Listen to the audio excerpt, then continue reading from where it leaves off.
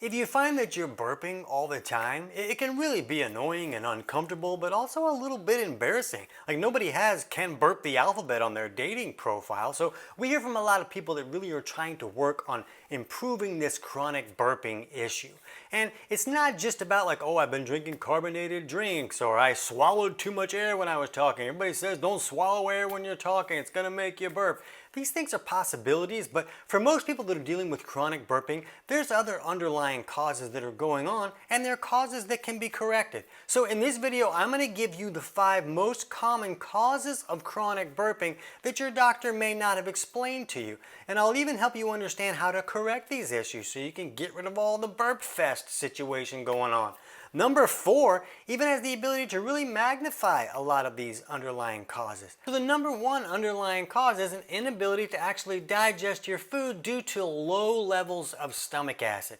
That stomach acidifying our food is the first real step of the digestive process. So if that acid is not there to help us really start that breakdown process, then the food has to break down by rotting and fermenting.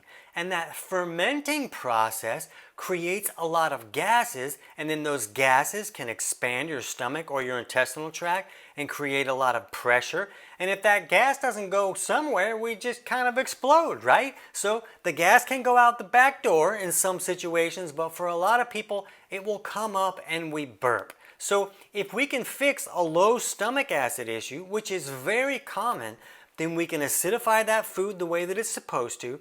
It doesn't have to rot and ferment and create all those gases that create that pressure that pushes things back up.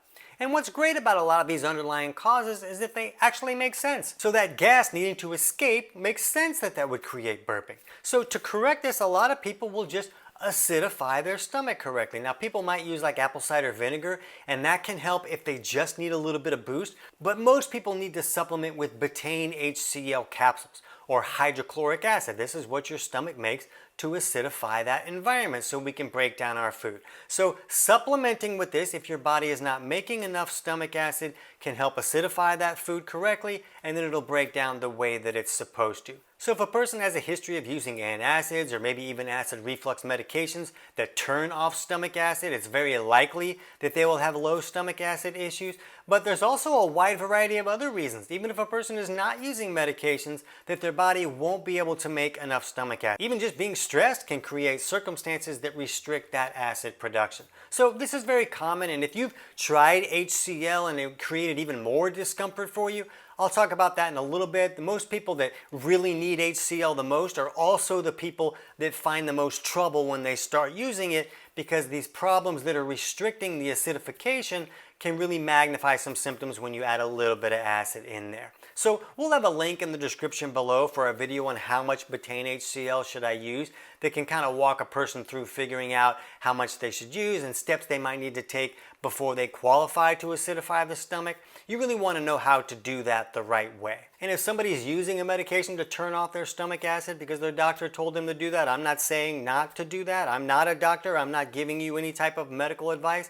I'm basically just a professional stand-up comic turned nutrition author, because when I lost my voice for 8 years from digestive problems, 23 different doctors couldn't help me fix that. I had to dig for my own answers and figure that out myself. So now I've been teaching health professionals in more than 40 countries how to help their clients fix the actual underlying causes of problems instead of just covering up the symptoms. But for all these topics, I'll have links to some studies and papers in the description below this video, so you can dig into those a little bit deeper and understand the right questions to ask your doctor. Now, underlying causes for chronic burping number 2 is going to be a weak LES valve, which is a lower esophageal sphincter valve, or a hiatal hernia.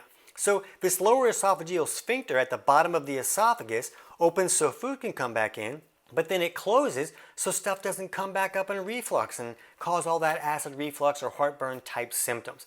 The problem is that valve is triggered by stomach acid. So if someone's having acid reflux, it's often because they don't have enough acid in that stomach to trigger that valve to close properly, and then the small amount of acid they're having is coming back up and burning them. So to fix acid reflux, we help people improve that stomach acid production and then really acidify the stomach, and then it triggers that valve to close.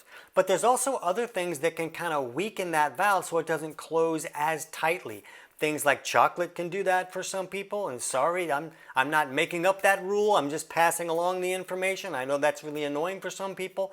Other things that can do that are maybe too high of a fat diet, and that doesn't mean that dietary fat is bad for you. It's absolutely not, like we believed in the 80s. It really can be very beneficial when you eat the right fats, but for some people, too much dietary fat can loosen that valve so it won't close properly, and then that air that's coming from anything fermenting in the digestive tract is a lot easier to come up when that valve is not closing correctly. So a person will burp a whole lot more. For some people, they need to manage their carbohydrates. If they have some type of overgrowth in the stomach, eating too many carbohydrates can really activate that overgrowth, and then that'll create more pressure that pushes things back up. But for some people, not eating enough carbohydrates, like maybe a ketogenic diet, might cause that LES to become a little bit weaker and not close as tightly. So we like to see people that are having trouble with this issue eat a low carb, maybe a medium carb type diet where they're not going quite too low but not too high as well. And some people will have a hiatal hernia where part of that stomach is kind of pulled up through the diaphragm, and then that LES valve is kind of all jacked up and it can't close correctly, and that can cause a lot of burping or acid reflux in that scenario. But if you can find a good chiropractor who's experienced with hiatal hernias, they can often help you push it back down, and then as long as your body can rebuild and repair things correctly, then that can all go back into a good place. We'll put a link in the description below for our video on how to fix a hiatal hernia if you think that might be a problem for you. And cause number 3 is delayed gastric emptying, where food is not leaving the stomach in a timely manner like it's supposed to. So if that food stays there too long and rots and ferments even more, that creates a lot more gases and pressure that pushes things back up and causes that burping. But this delayed gastric emptying is often just a lack of stomach acid issue, or maybe some type of overgrowth alkalizing the stomach too much so that food can't be acidified correctly. The stomach's job is to acidify the food and then send it out of the stomach. So when it's delayed, it's because it's not being acidified. Why wouldn't it be delayed if there's not enough stomach acid to really start that digestive process? So when we see delayed gastric emptying, it usually has to do with a lack of stomach acid helping things move along. We'll have a link in the description below for our video on gastroparesis and delayed gastric emptying if you feel like you need to dig into that a little bit more. Now, cause number 4, which is really the biggest thing and the most common problem for most people with major chronic burping, is some type of bacterial overgrowth like H. pylori in the stomach, or a SIBO issue, small intestinal bacterial overgrowth that can occur in the small intestine. And it's all this bacteria creating all these gases. They ferment a lot of the foods that we eat, even a lot more, and they're fermenting it in the stomach or the small intestine.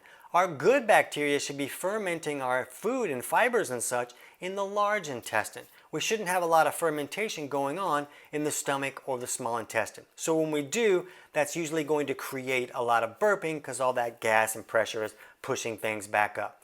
But a person can take steps just to reduce this overgrowth. Like we use things like D-limonene, which is like an orange peel extract. That's really good at wiping out bacteria in the stomach. Or a person can drink celery juice or use things like mastic gum. And when you can reduce some type of overgrowth, a person will often have to fix that low stomach acid issue because that's usually how the bad guys got in and set up camp in the first place. But if they can wipe out the overgrowth and restore that proper acid function, now they're not going to have all that burping. Now in some situations, an overgrowth either in the stomach or in the small intestine can take some real effort to wipe out, but we'll have a link in the description below for our video on breaking that SIBO cycle. A lot of people see that, I put effort to get rid of it, but they came right back. And so we'll kind of walk you through how to make sure that it doesn't come back in that video.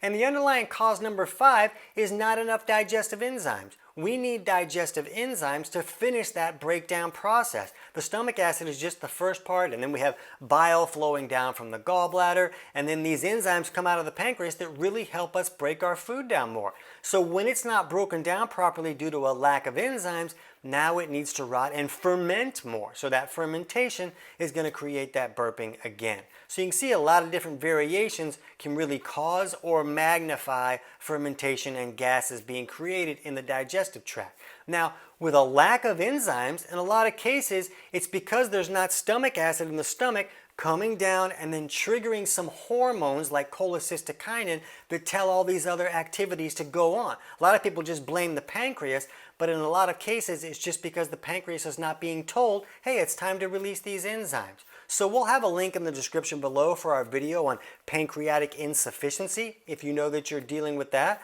But a person can also just supplement with some digestive enzymes and see, does my burping improve? If they improve from digestive enzymes, then they know that that may have been a big part of the problem for them. So if you're new to this channel and this is all new information for you, we'll have a link in the description below for our totally free digestion course.